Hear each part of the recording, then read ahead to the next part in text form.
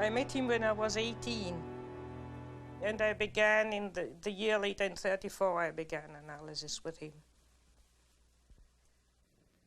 We went out there to the tower, and out of the bushes, suddenly we were standing around kind of, awkwardly as one does, not knowing what was going to happen. And then out of the bushes came a man, and I was deeply impressed by him. I thought naturally he was a Methuselah, because when you are 18, you think a 58-year-old is ready for the cemetery. He told that story, which you can read in the memories, about this girl who was on the moon and had to fight a demon, and the black demon got her. And he pretended, he told it in a way as if she really had been on the moon and it had happened. And I was very rationalistically trained from school, so I said indignantly, but she imagined to be on the moon, or she dreamt it, but she wasn't on the moon. And he looked at me earnestly and said, yes, she was on the moon. I still remember looking over the lake there and thinking, and either this man is crazy or I am too stupid to understand what he means. And then suddenly it dawned on me, he means that what happens psychically is the real reality. And this other moon, this stony desert which goes around the earth, that's illusion, or that's only pseudo-reality. And that hit me tremendously deeply. When I crawled rather drunk into bed because he gave us a lot of burgundy, that evening I thought it'll take you 10 years to digest what you experience today. Both Jung and I minded most of all about wholeness,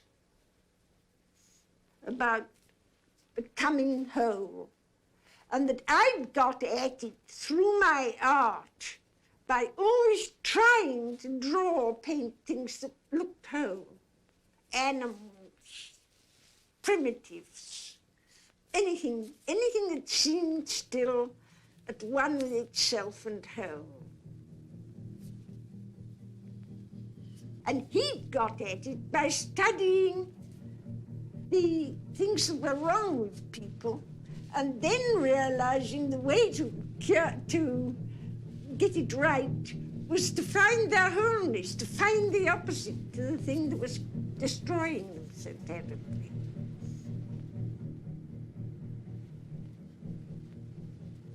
And of course I went through a tremendous encounter with the unconscious. One always does in analysis. Particularly with him, he didn't let you pick flowers by the way, sort of. when you met him in the club or when you met him privately or in analysis, it was always a man interested in the, I would like to use the word, in the supernatural food. Always. Yeah. Into the depths. And you see, you could come into his room in analysis. And he was just speaking about the dreams you had before, last night. Not knowing them, but he was involved. He was so transparent for people. And that was a fascinating thing in the relationship with Jung. Therefore, everybody who knew Jung had the feeling he speaks one's own language. We started talking, and I went home with him afterwards. And to Mrs. Jung's despair, we sat talking until about 3 o'clock in the morning without break. And again, I had this very strange feeling, although it was snowing outside, bitterly cold, that I was sitting around one of the first fires in a camp somewhere in the bush in Africa, talking, as you can only talk in those conditions. And I said to him, why don't you come back to Africa with me? He said, you know, when I came back from Mount Elgon and from Kenya and living amongst the witch doctors of Africa, he said, I found so much witchcraft in Switzerland. I felt that I had to deal with all this witchcraft first before I could, before I can travel again. And he used to refer to himself as an old witch doctor. Very often when people asked him, are you a Protestant? Are you a Catholic? He said, don't ask me these questions. He said, you know, I'm only an old African who finds his God in his dreams. And he really meant that. He really meant that. We had this tremendous human, almost animal warmth and immediacy. It was the immediacy of the laugh that got one.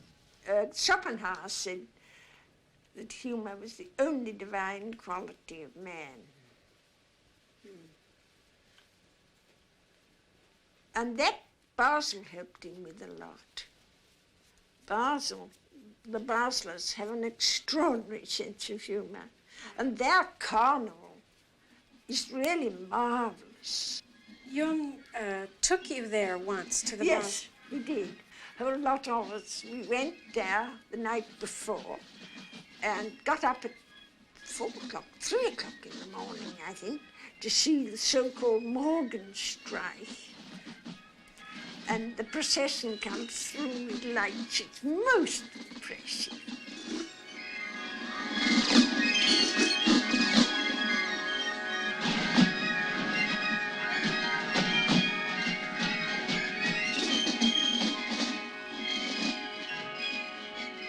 This feeling that he had, that if man lived his life religiously, if he lived his life symbolically, then it was almost as if what the theologians called God, and my Zulus called Mkulu, the first spirit, where the first spirit had passed over some of his power and some of his responsibilities to the human being, and that the human being had a God-like task to perform in creation, and the extent to which he performed it, he derived his meaning.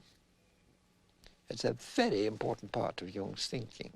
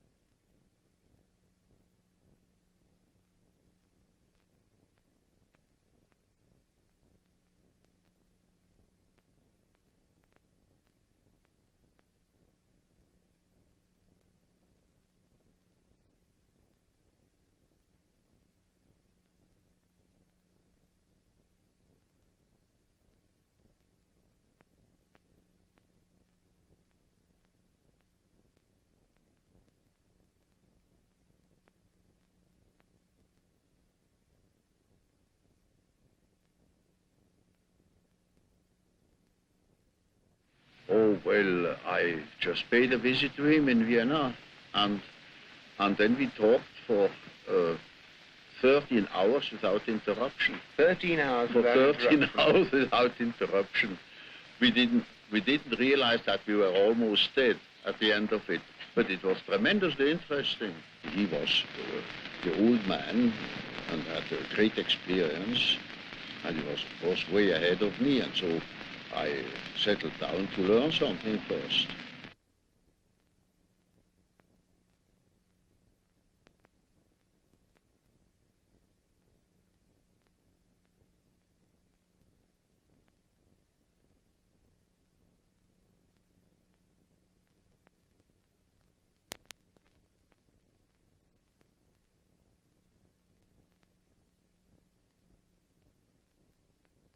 I had written that book that cost me my friendship with Freud because he couldn't accept it. Yes.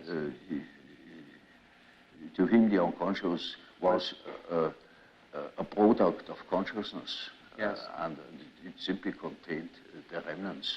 I mean, it was sort of a storeroom where all the discarded things of consciousness were heaped up and left. But to me, the unconscious then was already a matrix, a sort of basis of consciousness of a creative nature, namely capable of autonomous acts, autonomous intrusions into consciousness.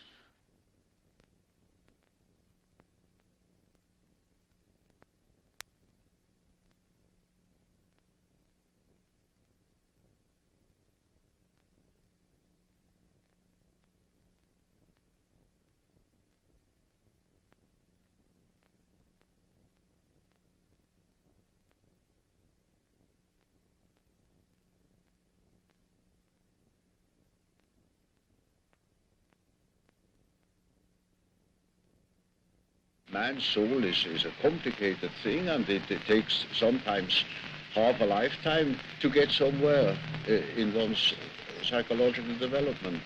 You know, it is by no means always matter of psychotherapy or treatment of neuroses. It is all psychology has also the aspect of a pedagogical method in the widest sense of the word. It is something. Education. It is an education. It is something like antique philosophy, and not what we understand by a technique. It is something that touches upon the whole of man, and which challenges also the whole of man in the patient or whatever the receiving part is, as well as in the doctor. One of the tremendous things which Jung did was to always emphasize the aspect of man's totality. And our totality is not complete unless we take our human failings into it. It doesn't mean that I necessarily have always to live my human failings. I obviously may have to take responsibility for them. But they are not only part of me, but they are part of every human being. That is to say, it is part of man. Consciousness is one factor, and there is another factor equally important, that is the unconscious, that can interfere with consciousness any time it pleases. And of course, I say to myself now, this is very uncomfortable because I think I am the only master in my house, but I must admit that there is another somebody in that house that can play tricks. And I had to deal with the unfortunate victims of that interference every day in my patients. Analysis proper, particularly Jungian analysis, begins and ends with conscience. That is, that you take responsibility, that you take into consideration all those manifestations which so far have remained in the unconscious. In other words, you were not conscious of.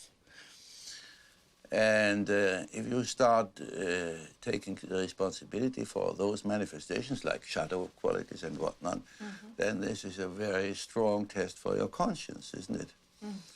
And so, I mean, you only have to think of the beginning of psychoanalysis. I mean, it took an enormous amount of moral courage to face these facts, which so far have not been considered or repressed. I felt that Jung should tell me what I should do, whether I should write a book, whether I should get a divorce, what I should do. And he wouldn't. And so I got mad at him. And I said, why is everybody so mean to me? And he said, why are you so mean to everybody? So I stormed out. And you got what I said there. I said to him, why is everybody so mean to me? And he said, why are you so mean to everybody? That was the trigger point. I was gone for a year. And I wrote him, oh, I don't know. Every now and then I'd sit down at the typewriter and write him what a son of a bitch I thought he was. And how when I first got to Europe, everyone thought he was a charlatan. I thought he was too. And I didn't, he was the most conceited, vain man. And I really had a great time. And you sent all these letters? Sent the letters, of course I did. And I thought, I hope he drops dead of a stroke. And I felt very good. I just felt fine. When I can get mad, I can lose 5 pounds just by getting mad. It's just the adrenaline goes, and I just think, it's the opposite of poor little me. And I don't care. They let the world go and stuff it up. I don't care what happens to them. And then one morning I woke up, and I began to laugh. I thought, for God's sake, what's been going on here? What a jackass you. And suddenly I realized, sure, he really hit it. And so I phoned Miss Schmidt, Fräulein Schmidt, and asked if I could have an appointment. And she laughed and said, oh, yes, she said, Professor Jung told me to save some time for you. He thought you'd be calling shortly. And sometimes he'd be quite unfair to one. And he'd tell me, at the club, for instance, he'd go and something's be horrid to people. And then he'd go home saying, now, wasn't that nasty of me? I really spoilt their weekend, and so it was always on Saturday evenings. But when they next came to analysis, he found that particular nastiness was exactly what they wanted, what they needed. I really got more from Jung when he hit me over the head than the other time. I don't mean literally. He had very small eyes, and when he looked through those little eyes, well, usually over the top of his eyeglasses, you knew that he was looking at something that you couldn't see. And what came out was usually some very simple fact. It wasn't any aura or any great message that came back from the beyond. It was something about your ordinary life or the ordinary situation. I described a party where I felt the shadow got loose with Jung in the center of it, where they threw a knotted towel from one person to another around a circle. Jung kept this thing going almost beyond endurance, and I fell down and broke my glasses, and somebody else skinned a knee, and at the end of the party we were all in shambles, but this was characteristic of Jung's intolerance of persona. He was so afraid that the party would stick on a polite persona level that he engineered it to bring out the shadow. And in the end, we all had a marvelous time. We all got drunk, and it was it ended very happily.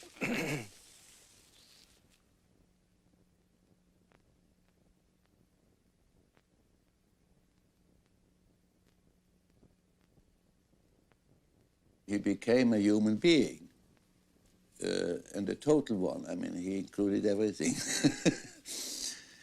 He could be terrible. He could be terrible. He could be absolutely terrible. In these ranges. Yeah.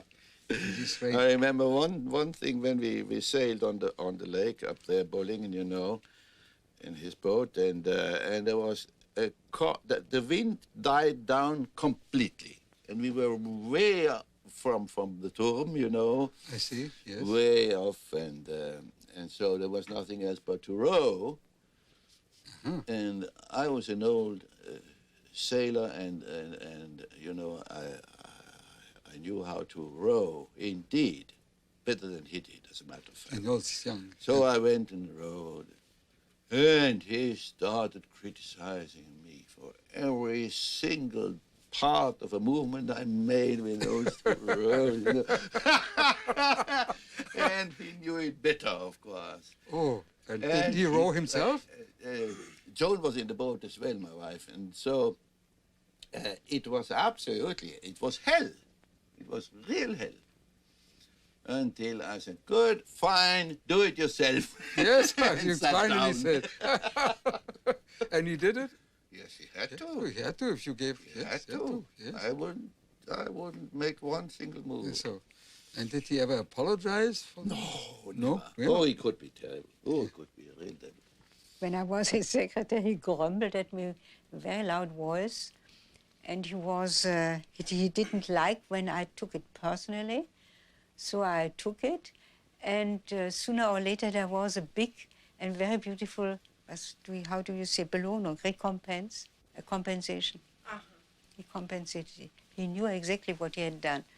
And then one was rewarded if one could stand it and if one didn't took it personally. You see, he was so burdened by his ideas and by people outside and his inner figures. So I understood it quite well. He had to have a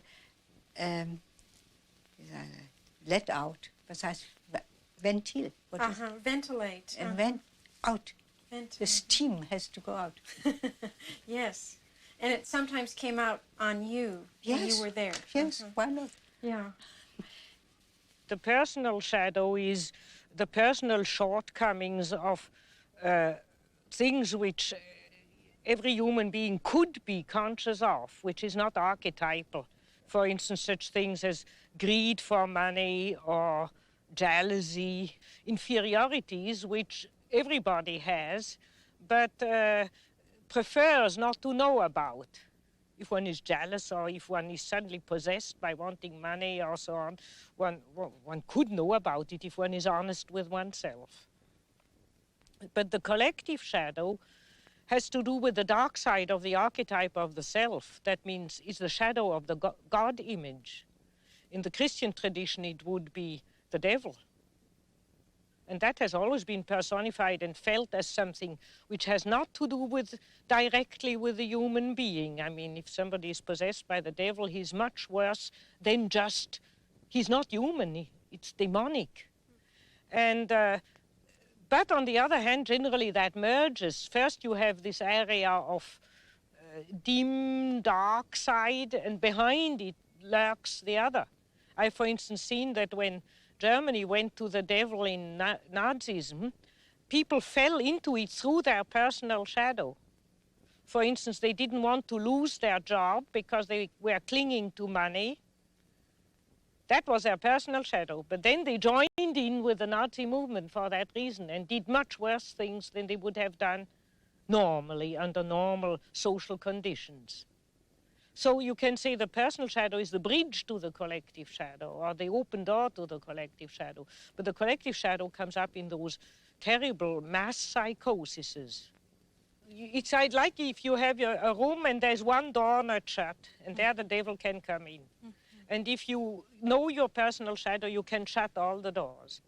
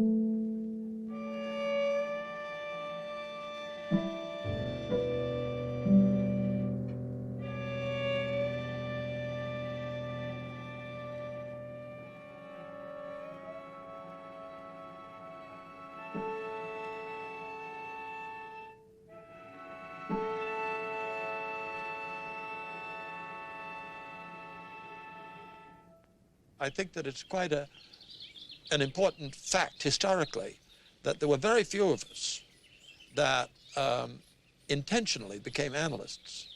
What happened was that we all had neuroses, and we were nice, fat, juicy ones, and we were vibrating like an aeolian harp in a high wind.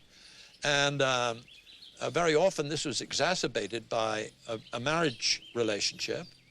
And so that most of us of my generation didn't prepare to be an analyst, but we went to an analyst so that he could tinker with our psyches. And somewhere along the line we'd say, wouldn't it be peachy if I could be one of those too? I have to remember our first appointment, because Joe and I went together, and he talked right over the top of my head to Joe, arranging my appointments. And I finally said, well, where do I come in? And he said, oh, that comes later.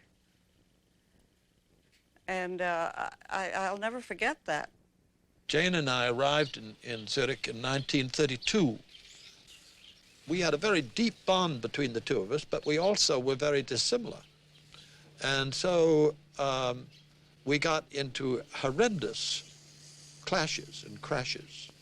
We just were anxious to get a hold of something that would give us some tools to work with so that we could resolve these clashes. I was not so enamored of him at first. I thought the way he talked, no, it was his writing. Of course, it was very intuitive writing, and it wasn't my dish. And I kept thinking, who the hell does he think he is? You know, how do you know what he's saying? I mean, how does he know what he's saying is right? And I was really very resistant. It is almost a rule, but I don't want to make too many rules. In order not to be schematic, yes. That an introvert marries an extrovert for compensation, or another type marries the counter type to complement himself. I thought, well, he's just talking through his hat, and I just can't go for that stuff. Until I got in trouble and had him head on, and then, my God, he just made all kinds of sense. I liked his opening comment. He said, oh, so you're in the soup too. I like the two. Together. Yeah. The archetype is a force. It has an autonomy. It can suddenly seize you. It is like a seizure. Yes. So, for instance, falling in love at first sight, that is such a case. You see, you have a certain image in yourself without knowing it of the woman, of the woman. Yes. Now you see that girl, or at least a good imitation of your type. And instantly you get a seizure, and you're gone. Yeah. And afterwards you may discover that it was a hell of a mistake. Or you see, a man is quite capable, he's intelligent enough to see that that woman of his choice, as one says, not no choice, he has been captured. Yeah. You know, he sees that she is no good at all, yes. that she is a hell of a business. And he tells me so, and he said, for God's sake, doctor, help me to get rid of that woman. He can't. He's like clay in her fingers. And that is the archetype. That is so-called archetype of the anima. Yes, yes. He thinks it is all his soul, you know. Like the girls, you know, when a man sings very high, then he thinks he must have a very wonderful spiritual character because he can sing the high C. Yes. And she's badly disappointed when she marries that particular number. Yes.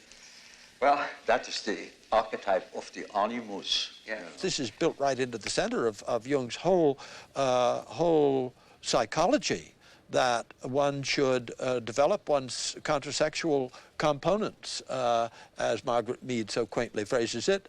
But Jung prefers to talk about the animus and the anima, meaning the feminine side of the masculine side of the woman and the feminine side of the man. And so that all of us who are really committed and involved in the Jungian world are very busy trying to develop our animuses or our animas, and we don't ever expect that it's going to be quite a dead heat and that our voices will alternate from soprano to basso, or that we are going to get a reissue of our vital parts. But on the other hand, we do feel that usually going on a two-step operation, first with the projection of one's anima or one's animus, and then the gradual peeling of it off and taking it back in again and assimilating it and hopefully integrating it into one's consciousness, that this androgynous or almost androgynous state of being is the way one hopes to be before they throw the switch. In the beginning stages of a relationship, there is generally a lot of projection mixed up with it. And that is responsible for all those love quarrels. I mean, she makes demands which he can't fulfill, and he makes demands she can't fulfill, and animus anima crossing the swords. And I mean, if you tape record a love quarrel, it's the same all over the world, literally. And that is projection. And if people don't run away but work it out and take back all what is projection in it, then appears or is peeled out of all this the true relationship. Now, it might be none. And then it would be like the Freudian thing, goodbye, and now I see you simply represented that and that in me, and thank you very much, goodbye.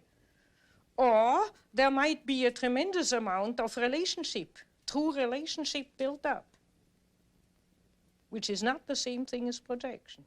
The intensity of our struggle suddenly became clear to me that Jane had a thinking function developed, and I had a developed feeling function. And of course that was upside down.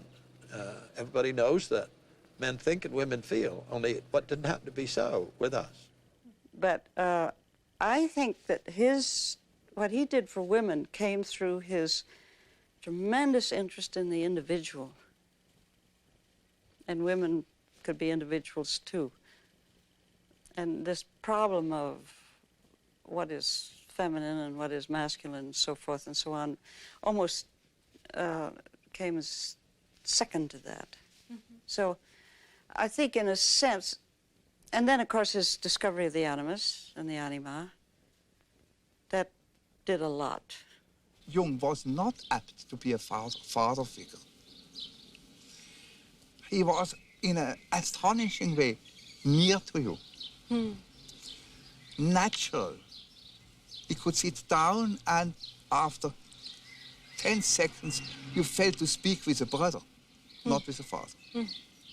And if you have had this brother relationship to him, where you discussed in a free way, where you accepted that he got angry, where you also were ready to get angry at him, as men do in an upright, clear way, it was easy to get along with him. But the moment where one thought that he was a father figure, he was for men very destructive. Because he was too irrational to give a guidance as a father. He changed too openly, too often his mind to give such a guidance. Now, it's a natural thing to change one's mind. Quite a normal thing. But a father should give a certain guidance. And he had no intention at all to give a guidance. So for men, it was often difficult because the moment men look, and many men look for a father, whereas with women it went along much better because a woman doesn't look so much for a father, she looks for a lover. And he was charming, seducing, and there he offered transference, often a little bit too much. But with a great healing power. With a great healing power. Well, what about the atmosphere in Zurich at that time? Well, that's what put me off. Oh, the cultism was just reeking. It was just awful. There were the transferences. And I swore I would never get a transference. That one thing I decided right away, because it just looked too awful. I mean, these people were just goofy. And, but I got a transference. Couldn't help it. Couldn't help it. Because, I mean, after all, you get a transference because what's missing in you has got to be seen in somebody else. And there was plenty missing in me, you know, and with a man of Jung's caliber, there's a lot missing. It is a regular observation that when you talk to an individual, and this individual gives you insight into its inner preoccupations, interests, emotions. In other words, hands over his personal complexes. Then you get slowly and nilly-willy into the situation of a sort of authority. Yes. You become a point of reference. You know you are in possession of all the important items in a person's development. Now you see, that creates an emotional relationship to the analyst. And that is what Freud called the transference. Yes. Which is a central problem of analytic psychology. It is just so as if these people had handed out their whole existence, and that can have very peculiar effects upon the individual. Either they hate you for it or they love you for it. Yes. But you are not indifferent to them. But I never felt as though I had too much transference. It didn't last too long because Jung, the one nice thing about, or the good thing about him was he gave so much of himself. He just gave you everything he had. So it wasn't as though you had a hangover. You got it all. You know? I never felt in awe of him. I just thought sometimes he was funny. When we used to have a little argument about God, he said, oh, you know, I'm not so sure about God. I'm perfectly willing if he shows up, fine. I used to say to you, of course, if he shows up, he'll probably look like you. And, I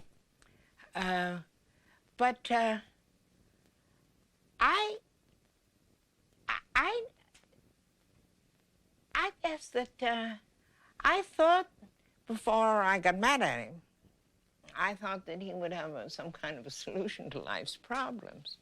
Then I found I had to find the solution myself, which I suppose was what he did.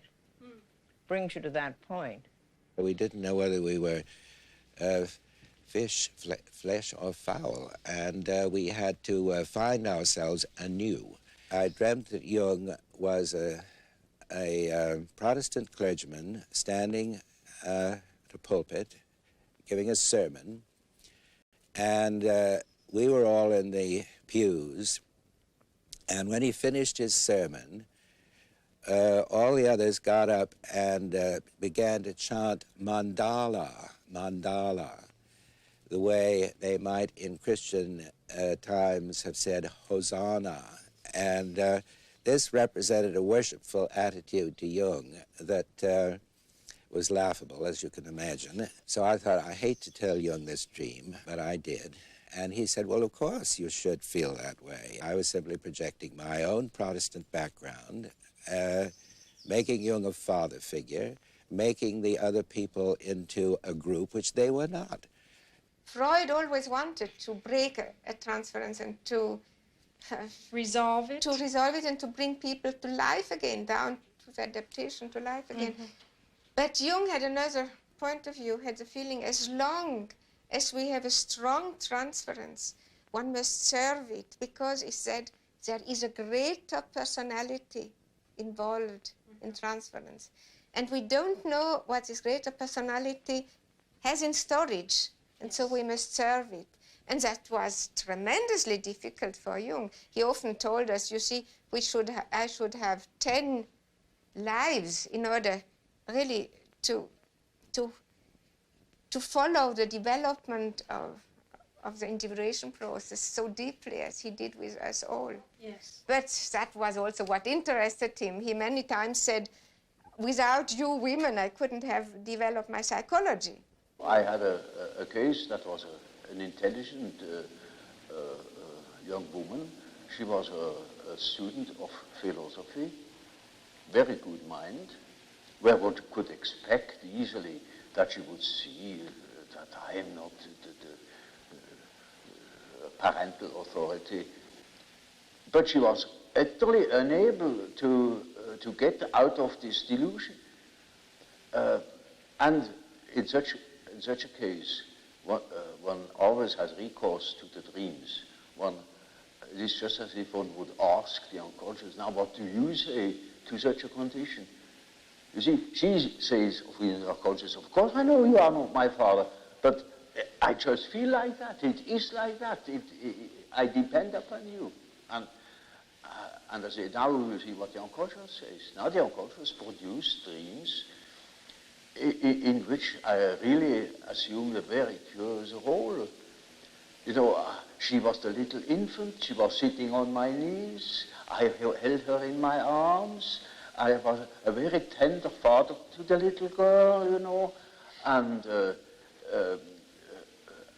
more, her dreams became emphatic in that respect, namely that I was a sort of giant, and she is a very little, frail human thing, you know, and quite a little girl in the hands of an enormous being.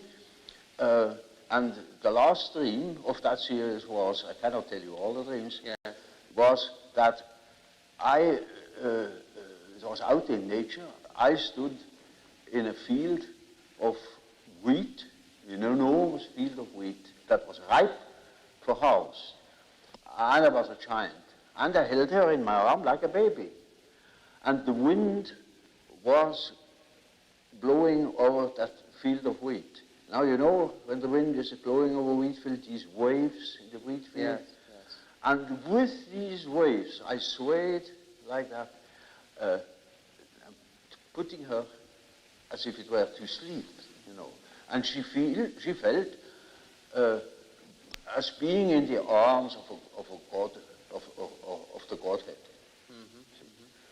And so now the harvest is ripe. Yes. And I must tell her.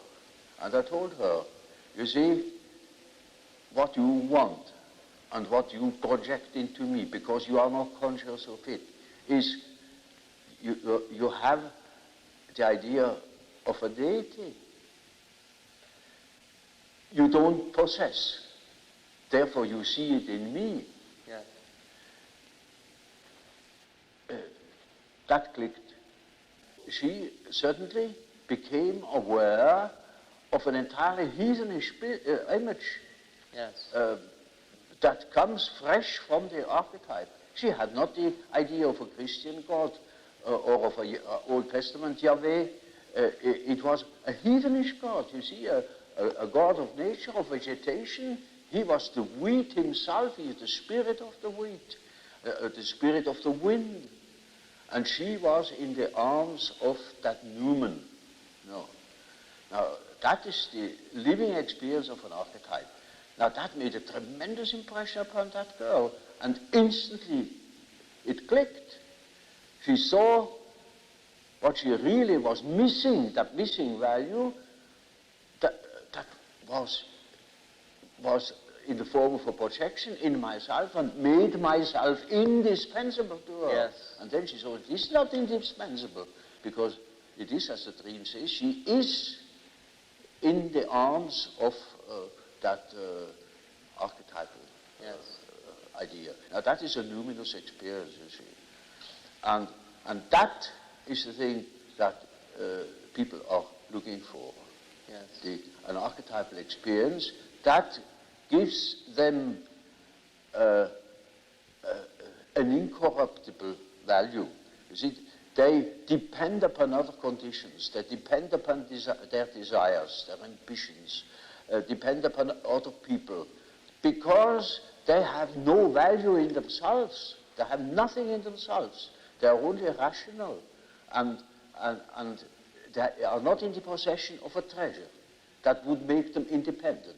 But when that girl can hold that experience, then she doesn't depend anymore. She cannot depend anymore, because that value is in herself. And that is a sort of liberation.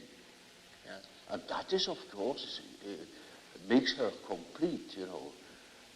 Inasmuch as she can realize such a luminous experience, she is able to continue her path, her way, her individuation. The acorn can become an oak and not a donkey. If you have a relationship to C.G. Jung, then you have to work on it, and the meaning is a result, perhaps, you see. One can say I projected on him a father, but I also projected on him a mother, you see. And the one who accepted me, I could say. And from this, in the course of the years, I found a place in this world. I found a place in myself and in the world.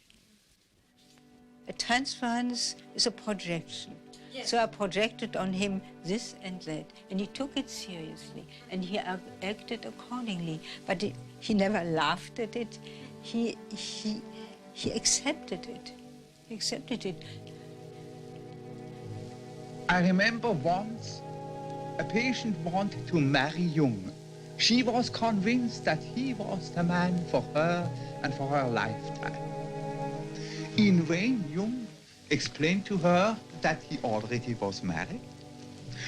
She continued to be convinced, and therefore Jung accepted. She went on,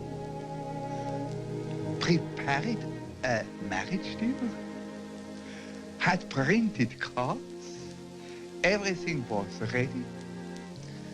Jung continued to accept in full confidence of unconscious reactions coming from the patients or from him. And the day before the planned marriage, he got an express letter from the patient telling him that this night God had told her that unhappily enough the marriage would not be possible.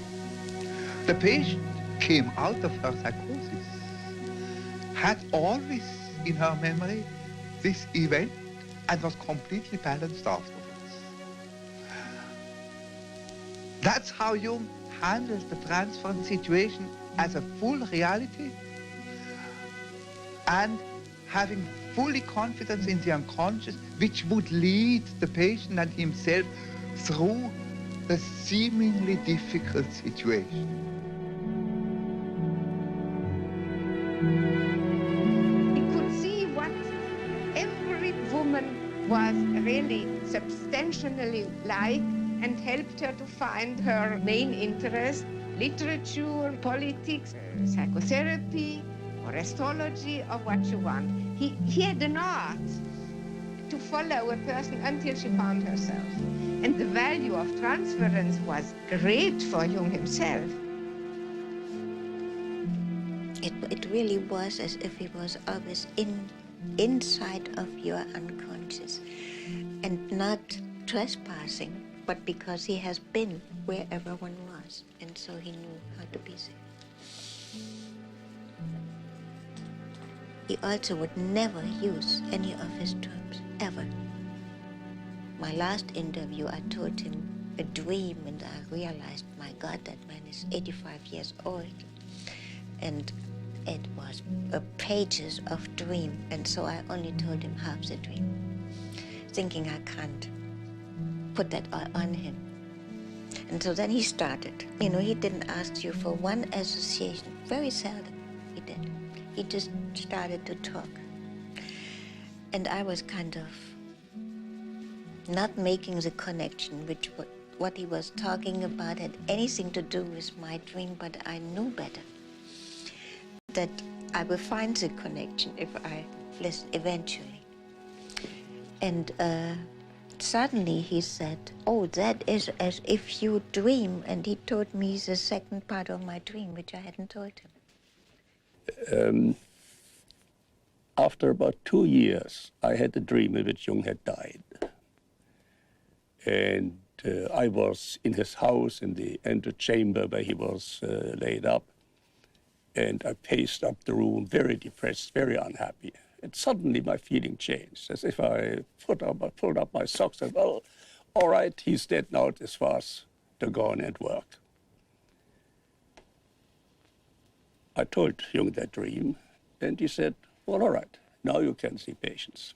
You're ready to see patients. One didn't see it, but one felt it, that a ray of his spirit was falling onto us. And one was terribly spoiled, because compared with this, as a man, we are no more so interesting. Yes, that must have been a problem. And I must say, besides one's own husband. Well, you were married. And I was married. Yeah. You had a deep relationship. And how did your husband feel? Did he ever feel jealous of Jung? Clear. All our husbands, the husbands of our the women around, were very jealous. Yes. But since they knew, understand, that Jung was not falling into the traps and wishes of the women, so they had not to be really jealous, because Jung never misused his position and all these transferences. Now, Jung worked in this rejected feminine world of the unconscious for years. People came to him. He was particularly successful with women patients. And one person came into his life very early on, because she's already with Jung and Emma Jung at the famous conference in Vienna, where they are all photographed together. And that is Tony Wolff. Well, all I can say is that, of course, she was a most extraordinary person. There's no doubt about that. And she was a great help to Jung, too. I mean, when it comes to psychological types, for instance, she played a very important part there. In his development of his ideas. He had all his knowledge in philosophy and so on and so forth. And she had been one of his patients to begin with. I see. Oh, yeah. And I remember very well, he was very proud of the fact that he had succeeded in curing her. A lot of people who knew her said that they despaired of her ever recovering from whatever her psychological disturbance was. I think one must accept that it was profound enough to fit the rare, exceptional spirit that she was, because in a sense, the rarer, the more exceptional the spirit, the deeper the psychological suffering. And Jung managed to bring her out of this, so that by the time of the famous Vienna conference, she was already an integrated, working personality. And to me, that photograph is very moving, because the one who looks young, as if she's just been born, is Tony Wolff. She sits there with these large eyes. Jung had an instinct that what was wrong with life, what made life tear apart, made it incomplete, was because the feminine was rejected, driven insane, driven mad by a world of men, rejected by a masculine-dominated world. And that time when he let himself go And when he landed deep down in what he came to call the collective unconscious, all this rejected feminine in himself confronted him. Tony Wolff was being analyzed by Jung. When Jung started to have his active imagination, it really got going and he got rather unstable. And that Tony Wolff simply said that she wasn't going to go on with her analysis with him and that she was going to have a relationship with him.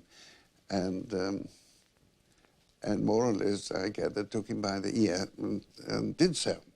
In this unfamiliar, terrifying underground of the collective unconscious, she was Jung's guide, to such an extent that she lived with him.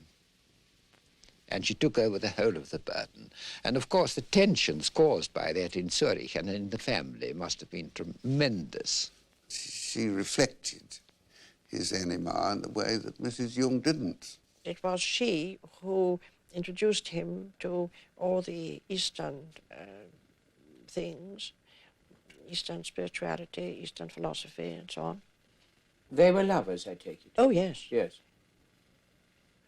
Emma knew of their relationship, but she didn't wish to divorce you. Oh, good gracious, no. It would never have entered her head. No, I see. I mean, that wouldn't have been done. I mean, That's rather unusual. No, I don't think so. Not at that time. I mean, I don't even think nowadays. I mean, she had 4 children, and I don't think that Jung would have wanted a divorce at all. Well, perhaps this isn't really relevant, but not many women will countenance open infidelity.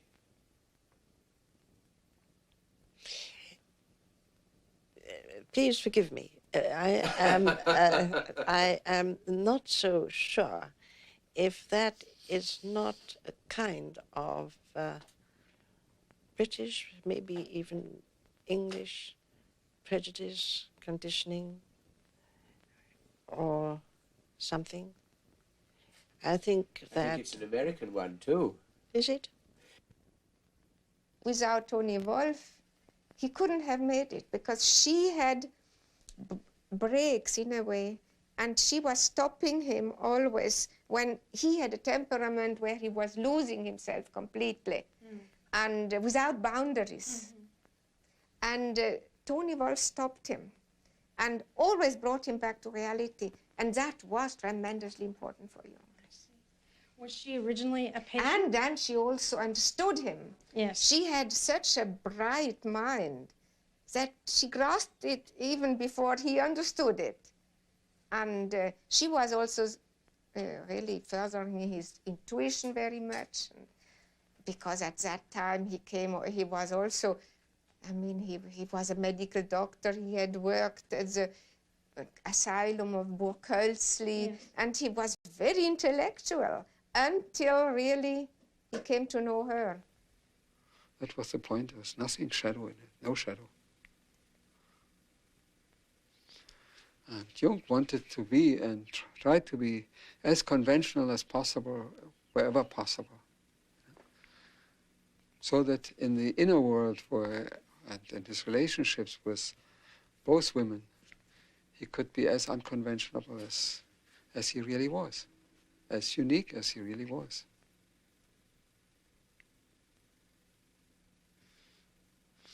No, it was quite a thing for him to do around 1910. You know, the Victorian age wasn't quite so far gone, and it wasn't anything he hid. You know, I remember I was walking in Zurich, there near the Institute, and there was Jung and Tony Wolff walking. You know? There was nothing hiding. And it was in this relationship that he had these tremendous experiences of the conjunctio. That's when he understood the mystical background of sexuality, mystical or the psychological archetype that was working there. That was later such an established relationship, and Mrs. Jung was so included that I am very sure he would not have parked his car in front of Tony Wolff's house, who was 1 minute away from the institute, and everybody would know when he was there and when he was not there, if he would have had the slightest doubts about it. And so this relationship with Tony Wolff was not an affair, it was another wife. 2 wives and 1 man. That's an excuse. My opinion is he should, as CG, he should know earlier that that was his anima, and so come to a stop. One day, Mrs. Jung approached me and said, would you please cooperate analytically with me and Tony Wolff? So we did a threesome analysis for quite a long period of time. Oh. Yeah, that was very funny. I see. Mutual dreams or just Jung's dreams? No Jung's dreams. Mrs. Jung's dreams and Tony's dreams and my dreams. Oh, all 3? Yeah. I see. And you found this very helpful? Was interesting. Right. Was very interesting. She wasn't at all browbeaten by Jung. She was downright and direct, and she did a lot of work on his papers, too. She obviously stood by Jung all through his periods of crisis. She was a much more solid sort of character than Jung. First, she had given birth to 5 children. And then Jung told us, and she told us, and she felt the need also to know more. And then she studied physics and mathematics and many other things. And then she had an analysis with her own husband. She did? Yes. How difficult. Yes.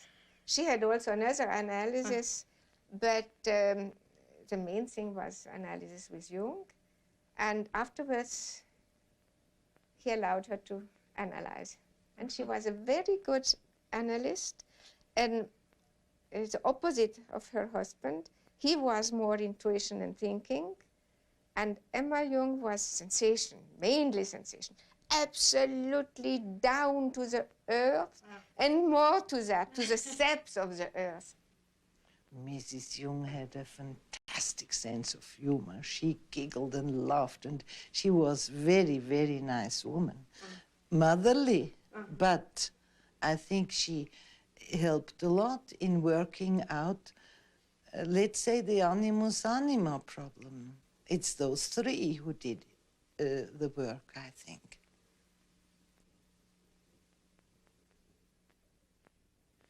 Emma Jung said to a close friend of mine just before she died that she had never ceased to be grateful in her life for Tony Wolff, because Tony Wolff was able to do for her husband something that she could not have done. I think what's remarkable is that they made it. And I think they're the ones, that Tony and Emma are the ones that made the threesome situation possible. They worked out something between them.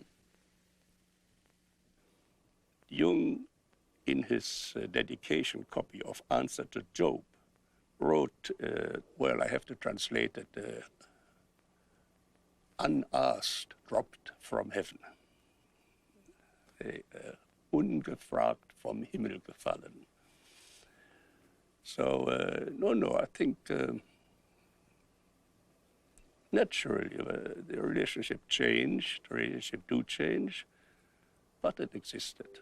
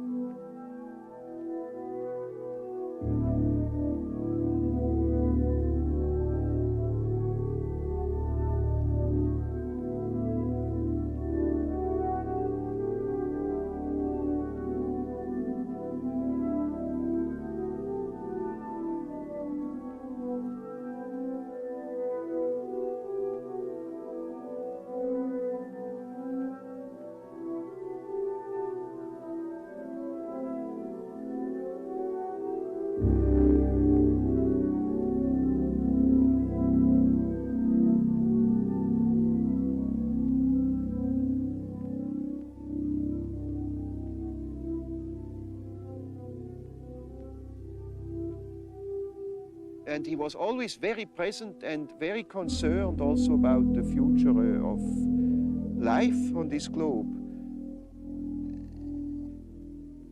I think he needed space and quietness to meditate about them and to find as much answer as he could find. It was at the same time, I think, a total participation, but also well, I wouldn't call it a withdrawal, but a philosophical distance, or I don't know how to call it.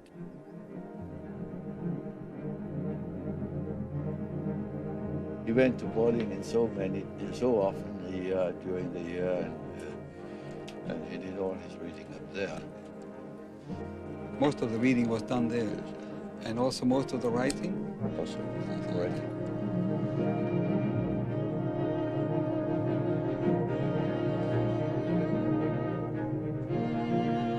In the fall of 1922. Da ist mit dem Velo noch von He came by bicycle. Dr. Jung came by bicycle on his bicycle from Questão.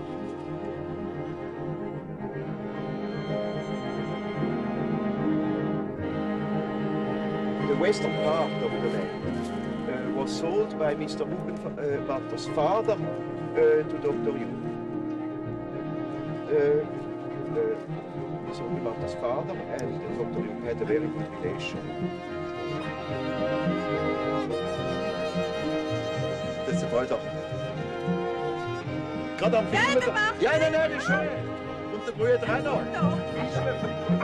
Großvater. Und sie haben das im letzten Moment beschlossen. Ich habe mit jedem geredet. He spoke with everybody.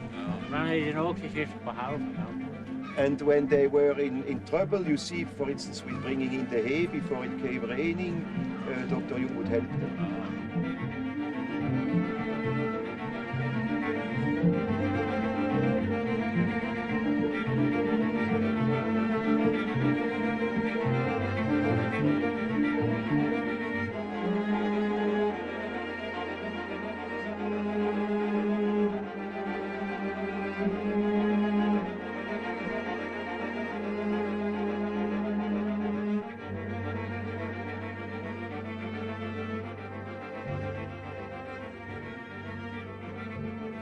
A man is not complete when he lives in a world of statistical truth. He must live in a world of his biological truth. Man has always lived in the myth. And we think we are able to be born today and to live in no myth, without history. That is a disease. That's absolutely abnormal, because man is not born every day. He's once born in a specific historical setting with the specific historical qualities, and therefore he is only complete when he has a relation to these things. It's just as if you were born without eyes and ears, when you are growing up with no connection with the past. From the standpoint of natural science, you need no connection with the past. You can wipe it out. Yes, yes. And that is a mutilation of the human being. He had what the Greeks called techne, hence our word technology and so on. And techne means also art and skill. He lived his sensation, I think, in its natural state, and therefore it was very creative. He looked at the wall in his last years. You see the irregularities of the stone would create that picture, and then he would carve it out.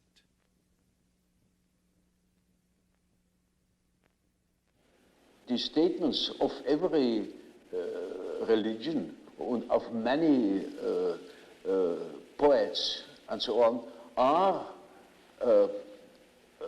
statements about the inner mythological process, which is a necessity because man is not complete if he is not conscious of that aspect of things. Well, we have to revive primitive superstition, because in primitive people, their sword has a soul, their hammer has a soul. No smith would start making a sword without a ritual first. Still in the Middle Ages, the heroes who depended on their sword, think if your sword breaks in battle, you're a dead man. So their sword had a name and a soul.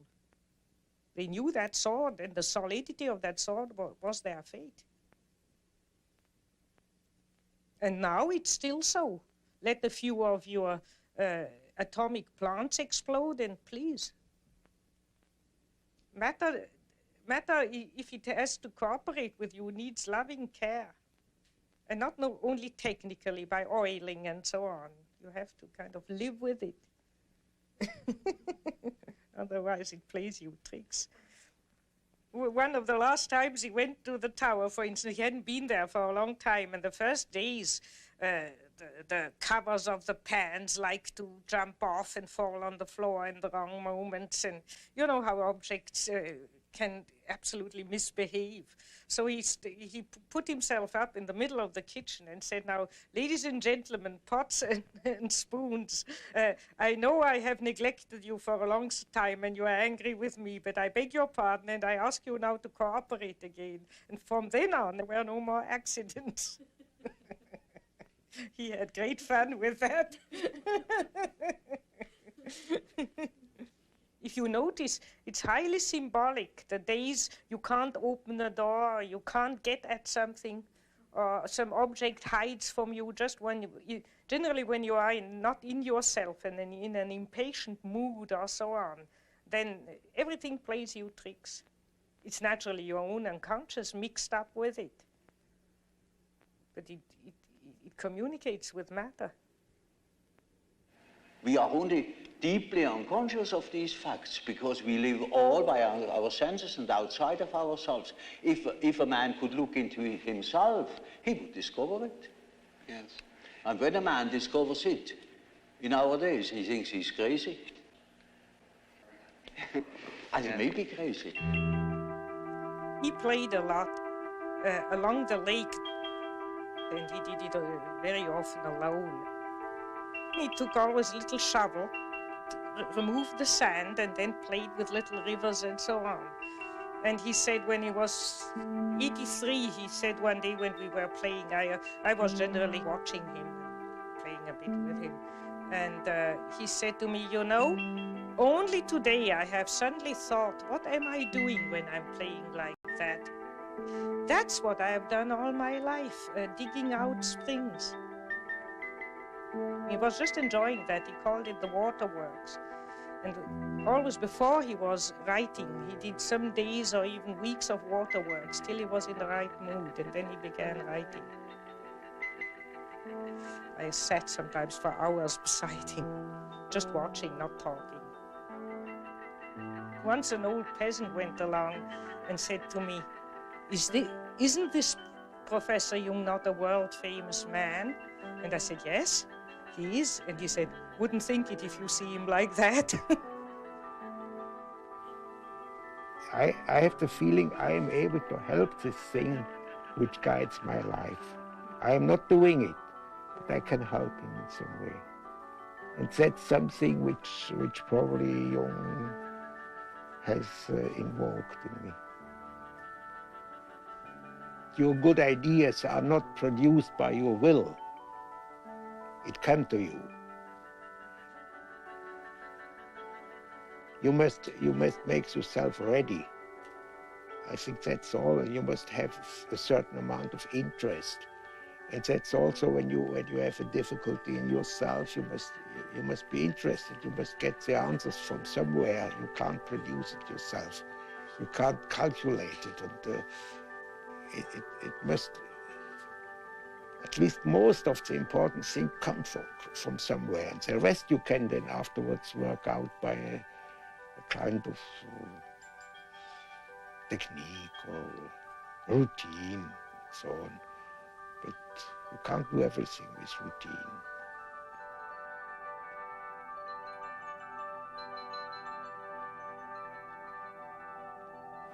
I was always looking for something in between, you know, something that linked that remote past with the present moment. And I found, to my amazement, it is alchemy. It is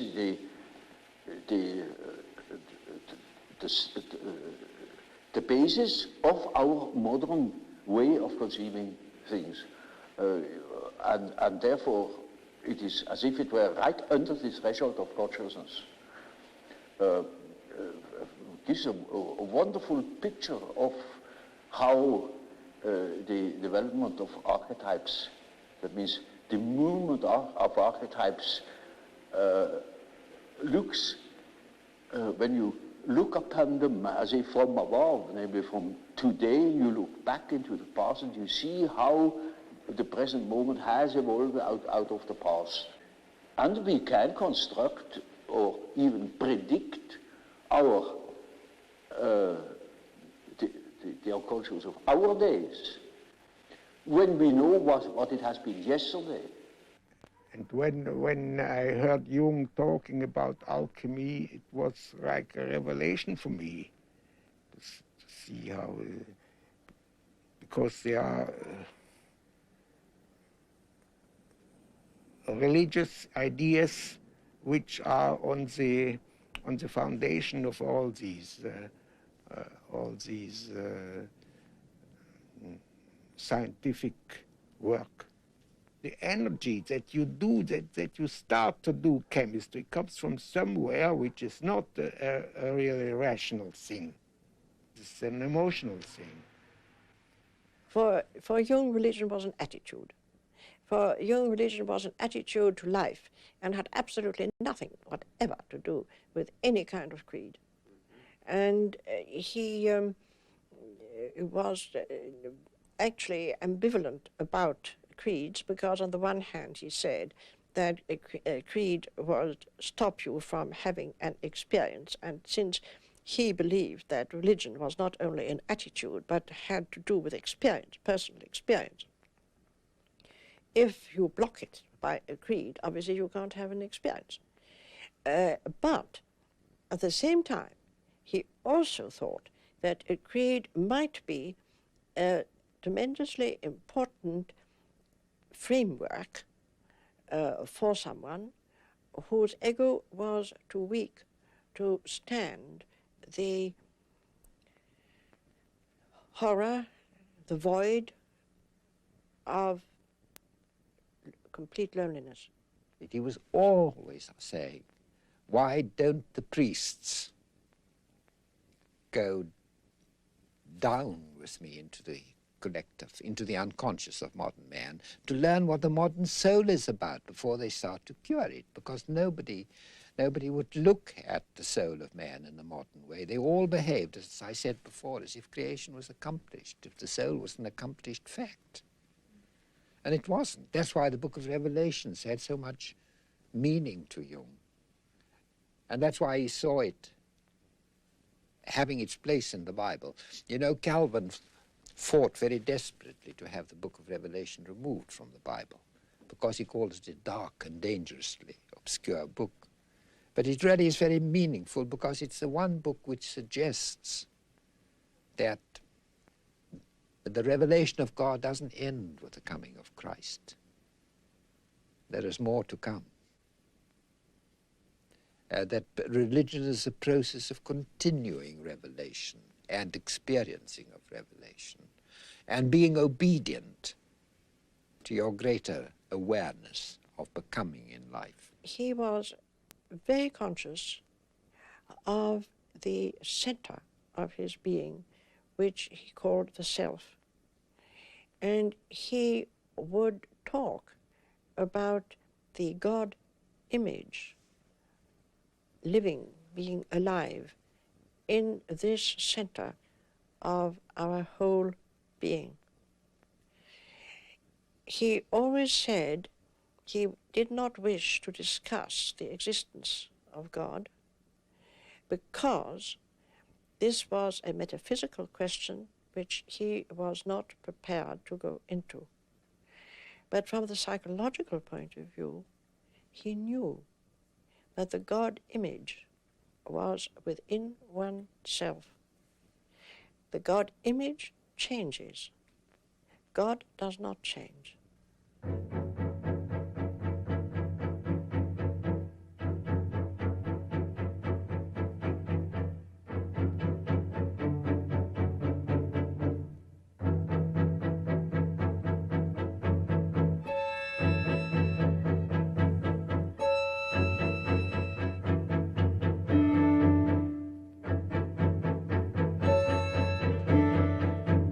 I never could claim that any kind of human work could reveal something about the nature of God or about his existence. I only know that the idea of God is a pattern, an age-old pattern, a primitive pattern that always has been and never lost its, what we call, luminosity. It is always there and it still plays the same role as it always did. We can establish the existence of that pattern, and that is for our practical purposes enough. Because when we can integrate such an idea in our mind, the idea of such a being, then that gives an entirely different scope to things.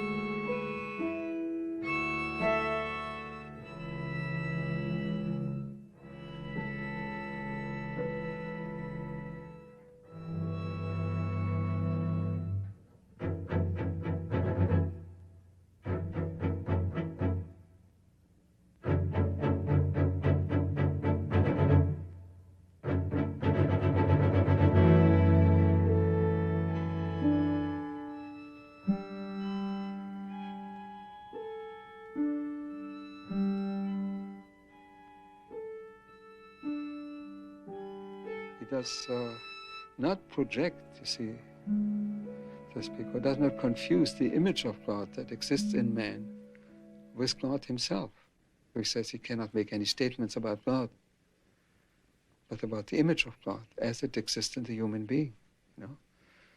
And so this whole ego-self relationship is really at the, so to speak, at the basis of Jung's work. That's all it is about, you know. But the self-experience as something inside man, but not the same as the ego, you know? But he doesn't project it. Jung puts the burden squarely on each person. And this psychology of individuation, of making what you are and what you've inherited of the universe, of making that specific, of making what you've got of the collective in you, making that individual and carrying it as an individual, and not only standing still in it, but allowing an act of becoming in the midst of your being to become your own way of moving through life. This is the hardest thing you can ask of human beings. What would you say the main value of the research and the writing that you and Jung have done on alchemy is? I would say that a civilization needs a myth to live. We know that if missionaries destroy the myth of a primitive people, they destroy them also physically. They begin to drink, they degenerate, they are lost. And no civilization can live only from welfare. It needs a myth to live. All great civilizations, when they were flourishing, had a living myth. And I think that the Christian myth on which we have lived has degenerated and has become one-sided and insufficient. And I think that alchemy is the complete myth. And that therefore, if our Western civilization has a possibility of survival, it would be by accepting the alchemical myth, which is a completion and continuation, and richer completion of the Christian myth. That's a myth we could live again with, in contrast to the Christian myth, which doesn't satisfy a great amount of people anymore. And the Christian myth is deficient on not including enough the feminine, or in Catholicism they have the Virgin Mary, but it's only the purified feminine. It's not the dark feminine. And in excluding matter and treating matter as dead and the realm of the devil. And in not facing the problem of the opposites of evil. And alchemy faces the problem of the opposites, faces the problem of matter, and faces the problem of the feminine. The three things which are lacking in Christianity. And therefore it complements the Christian myth and could revive it too that way. For 2,000 years, the Christian religion has told you to repress evil. And look at the damn thing now. It began to be so visible at the First World War. And that's now a very great many years ago, isn't it? Sure. And it's on a much grander scale, much larger scale, the possibility. Oh, far. Far. What is it? What did we learn from alchemy? It's finally that in each of us there is a rejected part, the which can become the cornerstone, like it's written in the Bible. And we have to be aware of the stinking side, of the bad-smelling side, of the, as Jung says, about the urine, about the excrement, and all that in our life. And this is the beginning of the way of God. This is the beginning of the transformation. The psychology of individuation has nothing to do with politics at all, because it deals with the ultimate values. But yes, it has shattering political implications. And I think we are not now, we cannot behave as if this journey into the collective unconscious hasn't happened. Because it has happened, we can't plead ignorance anymore. It has happened, and because it's happened, because we are facing a universe within, objective universe within, as great as the universe without, we can never be the same again. We cannot ignore it. And it has enormous political consequences for us. And the kind of society, the kind of politics that will save us will have to be more important than any other quality in our politicians. We must demand psychological illumination, psychological awareness, because otherwise we get people sparring with their own shadows. Otherwise you get nations, as we had in 1939, like the Germans, projecting their shadows onto the Jews. And then when they were eliminating the Jews, onto the Poles and God knows what not else, you see.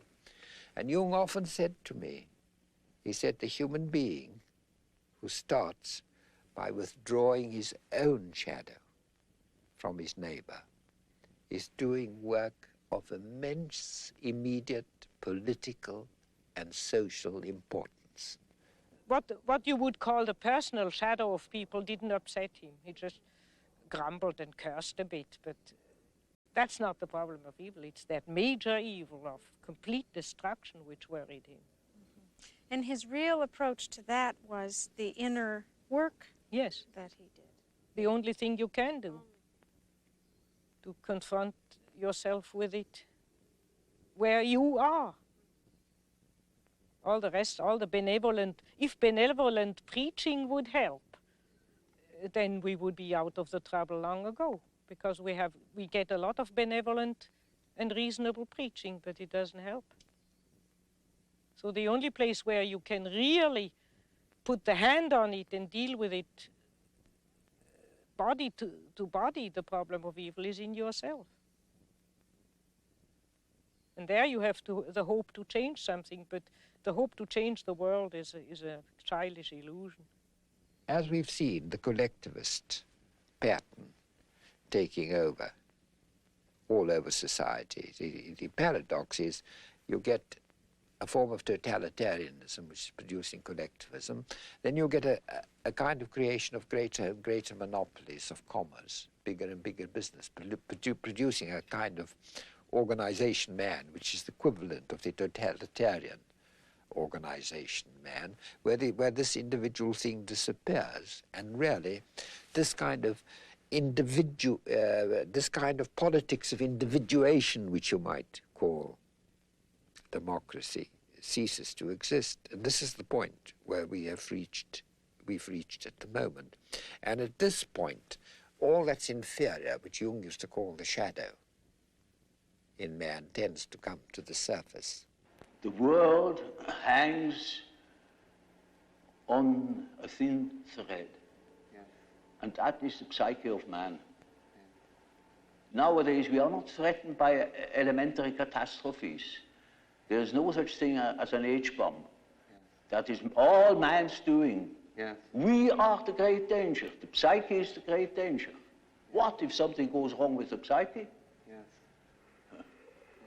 You see? And so you see, it is demonstrated to us in our days what the power of the psyche is of man, how important it is to know something about it, but we know nothing about it. Nobody would give credit to the idea that the psychical processes of the ordinary man have any importance whatever. One thinks, oh, he has just what he has in his head. It is all from his surroundings. He's taught such a thing, believes such a thing. And particularly if he's well housed and well fed, then he has no ideas at all. And that's the great mistake.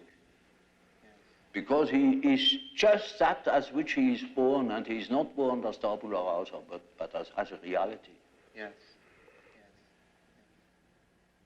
Jung had a vision at the end of his life of a catastrophe. It was a world catastrophe. I don't want to speak much about it. One of his daughters took notes and after his death gave it. And there's a drawing with a line going down, up and down, and underneath is the last 50 years of humanity. And some remarks about the final catastrophe being ahead. But I have only those notes. Mm-hmm. What is your own feeling about it, the world situation? Well, one's whole feeling revolts against this idea. But since I have those notes in a drawer, I don't allow myself to be too optimistic. I think, well, we have always had wars and enormous catastrophes, and I have no more personal fear much about that. I mean, at my age, if you have anyhow soon to go, so or so, egocentrically spoken. But the beauty of all the life, to think that the billions and billions and billions of years of evolution to build up the plants and the animals and the whole beauty of nature, and that man would go out of sheer shadow foolishness and destroy it all. I mean, that all life might go from the planet. And we don't know. On Mars and Venus, there's no life. We don't know if there's any life experiment elsewhere in the galaxies. And we go and destroy this. I think it's so abominable. I try to pray that it may not happen, that a miracle happens.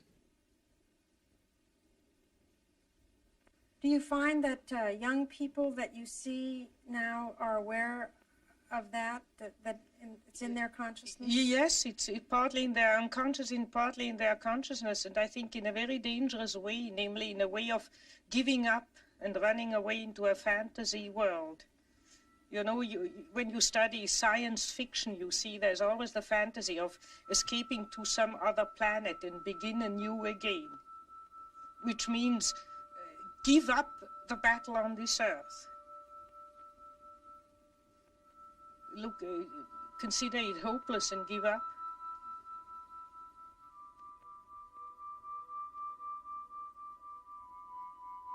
I think one shouldn't give up. Because if you think of answer to Job, if man would wrestle with God, if man would tell God that he shouldn't do it, if we would reflect more, that's why reflection comes in. Jung never thought that we might do better than just possibly sneak around the corner with not too big a catastrophe.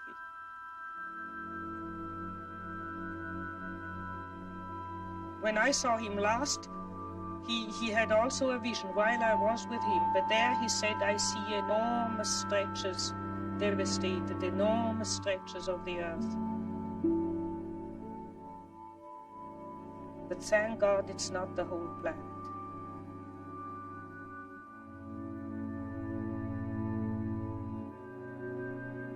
I think that if not more people try to reflect and take back their projections and take the opposites within themselves, there will be a total destruction. There are a lot of people who go through life and the unconscious is no reality to them. They say at breakfast I had a funny dream, and that in the afternoon they don't know anything about it anymore. But if they paint them and interpret them and think about them,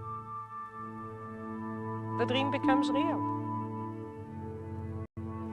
And that's why you have to be lonely, so that the unconscious becomes stronger. It's like loading up the unconscious, and then it manifests. Hermes Trismegistus said in one active imagination to an alchemist, I am the friend of whoever is lonely. We have now, you see, it's a man who pours water into the fish. Now the fish is the unconscious, the content.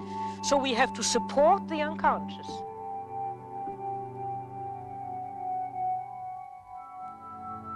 It's not enough to just have it. We have to actively turn towards it and support it so that it then helps us. There are many people who are not in analysis, but if they are naturally gifted, which I would call if they are honest, they can find these things without analysis. I've lived in this tower sometimes 3 weeks alone without speaking to one word to anybody. And I sometimes thought I was going off my head. But the unconscious became alive. It was my partner. There are no other similar beings like man that are articulate and could give account of their functioning.